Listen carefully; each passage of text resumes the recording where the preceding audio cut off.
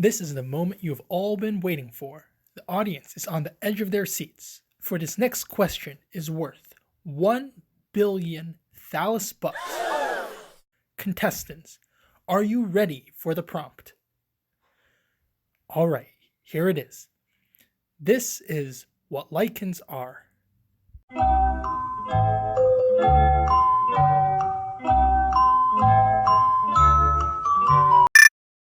What is a moss? What is a type of plant? What is a fascinating composite organism formed from mutualistic interactions between fungi and other algae or cyanobacteria? That's correct.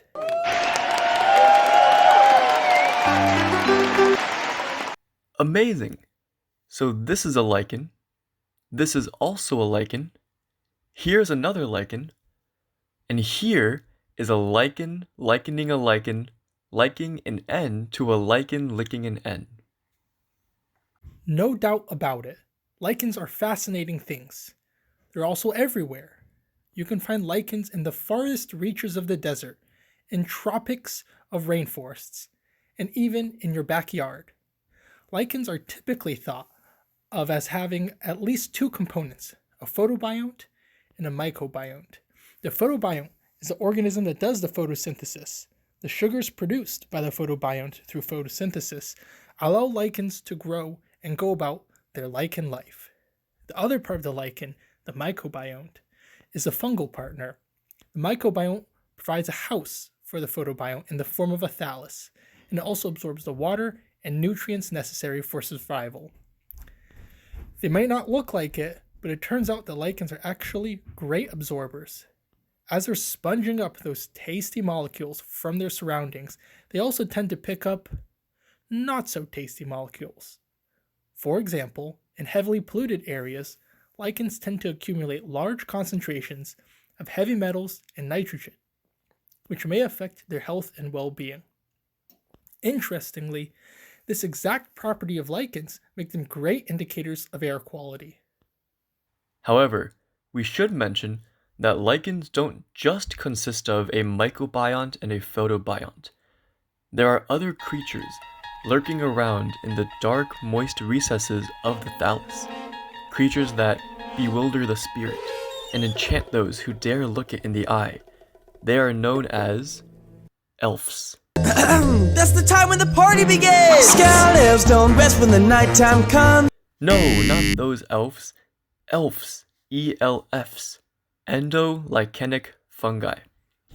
These are secondary fungal species that live inside of the lichen.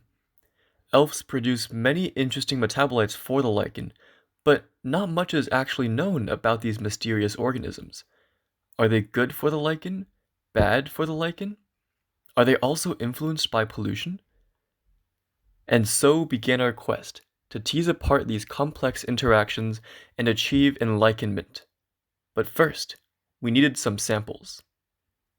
Fortunately, our resident lichenologist extraordinaires, Jesse and Laura, came to the rescue.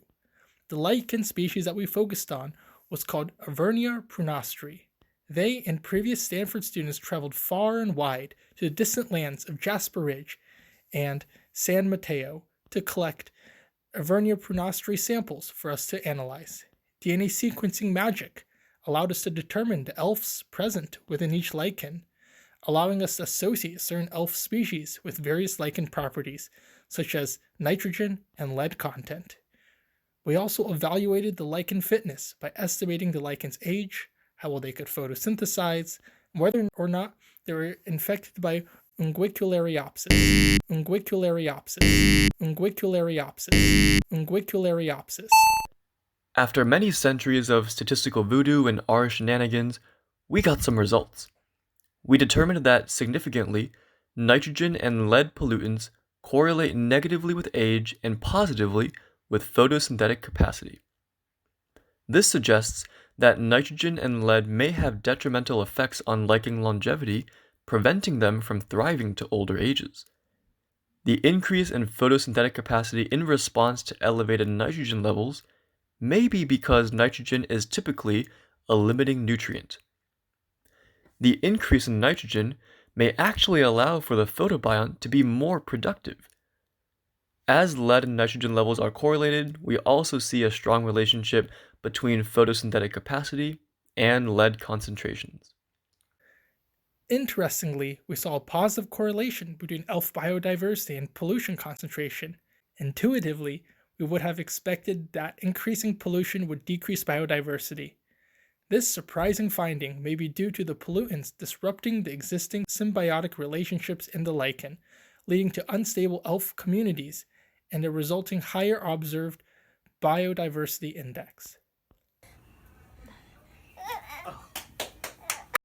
Finally, we zoomed in to look at whether certain elf species were significantly associated with certain pollution levels.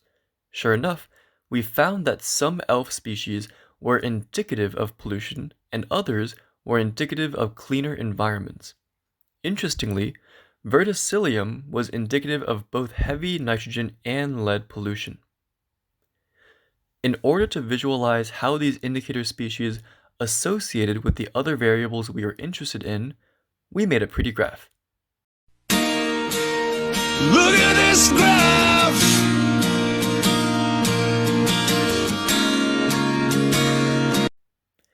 It was nice being able to see how diverse the elf associations were. Evidently, elf-lichen interactions span a large gradient, and there is no simple answer as to whether or not elves increase or decrease lichen fitness and pollution tolerability. That's right. At the end of the day, we were both amazed at what we had come up with and humbled by how much more there is to learn. However, one thing's for certain, lichens rock. And again, thank you to Jesse and Laura and all of our classmates for a wonderful Bio 46 experience.